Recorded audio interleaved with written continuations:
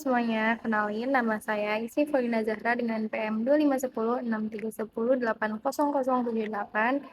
Eh, di video sebelumnya saya sudah mereview sebuah karya sastra dari P.S. Rendra, yaitu puisinya yang berjudul Makna Sebuah Titipan. Nah, pada video kali ini saya akan kembali mereview sebuah karya sastra.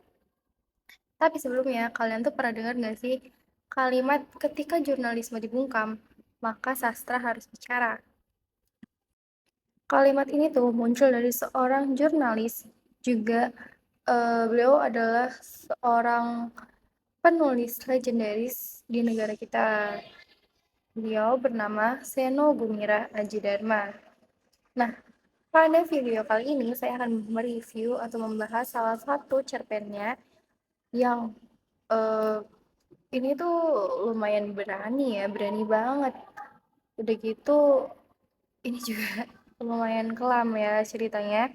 Nah, cerpen ini tuh berjudul Clara atau Wanita yang Diperkosa. Tapi sebelum lanjut ke pembahasan tentang cerpennya, kalau kita balik dulu ke tahun 1998, gimana? Pada saat itu, di bulan Mei tahun 1998, Indonesia tuh lagi chaos banget. Dimana di Indonesia tuh terjadi sebuah krisis moneter. Dan aksi demo ini melenceng, di mana yang harusnya cuma demo aja, jadi malah nyasar teman-teman etnis Tionghoa. Di saat itu banyak rumah yang dibakar, toko-toko dijarah, bahkan yang lebih picitnya lagi, banyak oknum-oknum, ini bahkan banyak banget ya, yang melakukan pemerkosaan terhadap perempuan-perempuan etnis Tionghoa.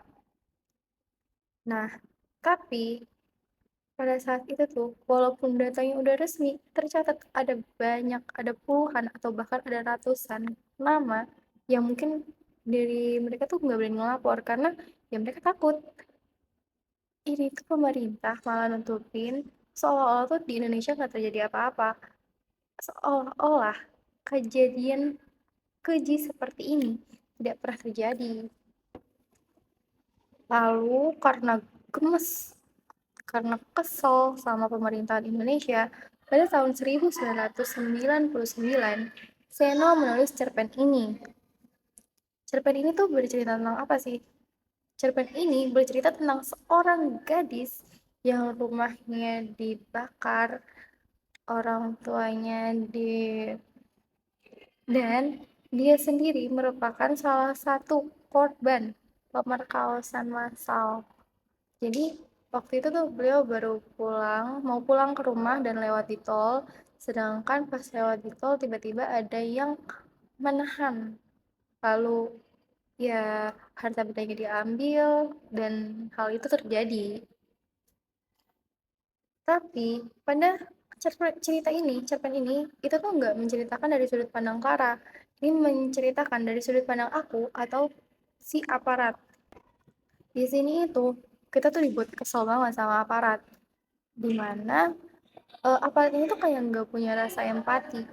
Dia tuh bener-bener kayak tetap aja rasis walaupun keadaannya Clara tuh udah kayak ya udah, gimana sih korban yang udah nggak ada bajunya, udah kotor badannya, tapi dia tuh bener-bener kayak nggak ada empati ke keadaan Clara. Terus dia juga kayak nyepelein trauma yang Clara pegang. Kayak lewat cerita ini tuh penulis seolah-olah kasih tahu atau nyindir, lihat nih, jangankan masa di jalan, aparat yang harusnya melindungi aja otaknya kayak gini. Nah, jadi momen ini tuh nyesek banget, kayak Clara tuh lahir besar dan bertumbuh kembang tuh di Indonesia, tapi karena dia memiliki sedikit perbedaan, dia tuh kayak nggak dianggap bagian dari kita, nggak dianggap bagian dari warga negara Indonesia. Nah, Seno ini di sini mainin emosinya. Dia tuh nggak pakai kata-kata kiasan untuk menutupi kata kaos tersebut. Dia tuh benar-benar menjabarkan kata itu pada cerita berkali-kali. Dan kita tuh sadar kalau itu tuh perbuatan yang tidak baik, dan ini tuh kasus besar loh, bahkan masih diproses hingga saat ini, terakhir yang saya lihat ya. Lalu kesimpulannya, cerpen ini tuh fiksi, tapi juga ada berdasarkan kisah nyata mungkin ya. Jadi fiksi yang berdasarkan kisah nyata dan bisa dijadikan hiburan atau ya pengetahuan tambahan terkait kasus itu. Mungkin kayak kalian sebelumnya nggak tahu nih kasus ini, tapi dengan kalian membaca cerpen ini, kalian jadi tahu pada tahun itu ada kejadian seperti ini yang terjadinya seperti ini. Nah, kalau menurut kalian, gimana sih pendapat kalian terhadap isu-isu rasis yang masih terjadi hingga saat ini? Entah itu ke orang yang berbeda warna kulit atau lainnya. Terima kasih. Wassalamualaikum.